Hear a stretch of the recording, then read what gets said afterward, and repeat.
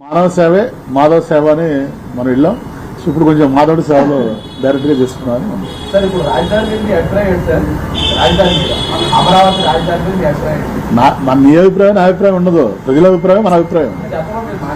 ప్రజల అభిప్రాయం ప్రజలు మన పార్టీ ఏమో ఇక్కడని చెప్పింది, ప్రజలేమో అక్కడే చెప్పారు.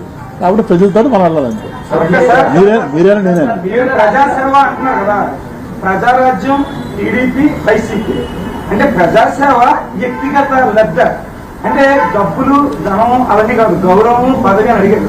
మీరు ప్రజాసేవ చేశారా? 3 పార్టీలు మారుతూ మీ వ్యక్తిగత లబ్ధి కోసం పార్టీలు మారారా? అది నువ్వు చెప్పాలి. నువ్వు 16 ఏళ్ళ నుంచి చూస్తాను నన్ను. నేను వ్యక్తిగత లబ్ధి ఏమైనా పొందానో పొందలేదో నీకు తెలుసు. నేను ఏ వ్యక్తిగత లబ్ధి పొందాను? నేను ఏమైనా కాలేజ్ పర్మిషన్ తీసుకున్నానా? లేదా ల్యాండ్ ఏమన్నా నేను ఎవరైనా కబ్జాలు చేశానా? నేను యూనివర్సిటీ పెట్టానా? ఇంకా బ్రదర్ పర్ఫర్మేషన్ శ్రీనివాస్ నా గురించి బాగా తెలుసు. నా ఫీజులు తగ్గించారు ఇంకా లాస్ట్ ఇయర్. నాకేం యూనివర్సిటీ ఇవ్వాల, వేరే వాళ్ళు తెలుగుదేశం వాళ్ళు యూనివర్సిటీ ఇచ్చారు. అర్థమైందా? నేను ఎప్పుడు కూడా రాజకీయాలకు వచ్చి ఒక నిర్ణయం తీసుకున్నాను. ఏంటంటే వ్యక్తిగతంగా లబ్ధి పొందడానికి కాదు రాజకీయం. రాజకీయం అనేది ప్రజాసేవ చేయడానికి. మంత్రి చంద్రబాబు ఇలా ధర్నా చేశారు, అలా వచ్చి పార్టీ మారిపోయారు. అప్పుడు జనాలంతా మిమ్మల్ని నమ్ముకున్న వాళ్ళు, మీ అభిమానులు చాలా ఆలోచనలో పడ్డారు.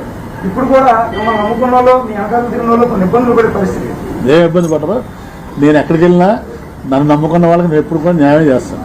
ఓకే, నేను అందుకనే కాదు బ్రదర్, నేను 2 సార్లు పోటీ చేసినా నేను ఎమ్మెల్యేగా గెలిచాను, ఎంపీగా కూడా గెలిచాను. మీ మీద నమ్మకంతో జగన్మోహన్ రెడ్డి సాధారణ ఆహ్వానించి మంచి భవిష్యత్తు ఇచ్చి జీవితంలో ఊహించుకోవడానికి ఒక అవకాశం మంచి పనులు ఇచ్చి మీకు ఇచ్చేశారు.